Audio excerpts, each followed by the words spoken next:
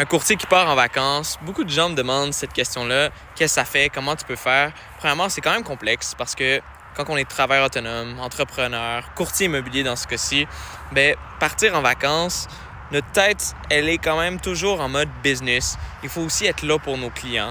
Donc, c'est super important. Donc, en général, de mon côté, qu'est-ce que je fais? C'est que je me garde la matinée ou des fois en soirée, très tard le soir, pour répondre à mes clients.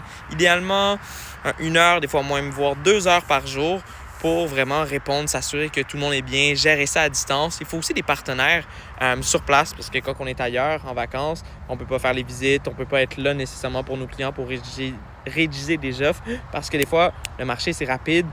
Quand on part en vacances, surtout dans notre milieu, on pourrait rater des offres pour nos clients puis nos clients n'auraient pas le service qu'ils leur méritent. Puis en tant que tel, il faut quand même prendre des vacances. Humainement, on en a besoin, surtout c'est un milieu qui est très demandant. Donc, pour ma part, j'aime ça partir en vacances pour recharger mes batteries, essayer de me déconnecter.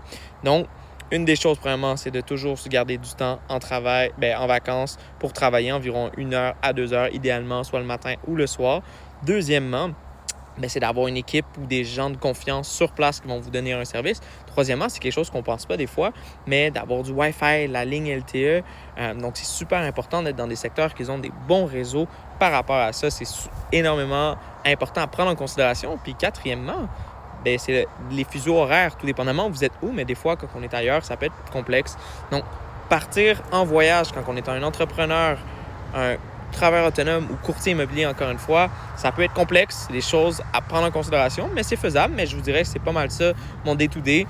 Quand je suis en vacances, j'essaye le plus possible de laisser mon téléphone pas avec moi parce que sinon, j'ai trop de notifications, c'est trop demandant. Personnellement, je suis quelqu'un que j'aime ça, que mes clients soient répondus rapidement, puis ça. Donc, quand je suis tout le temps avec mon téléphone, j'ai ça.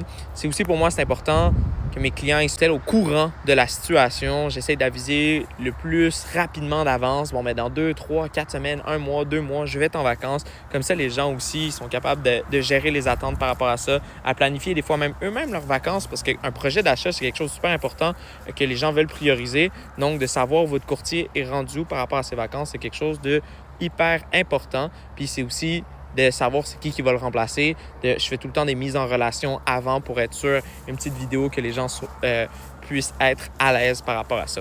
Donc, voici comment on part en vacances lorsqu'on est courtier immobilier en 2026. Bye bye!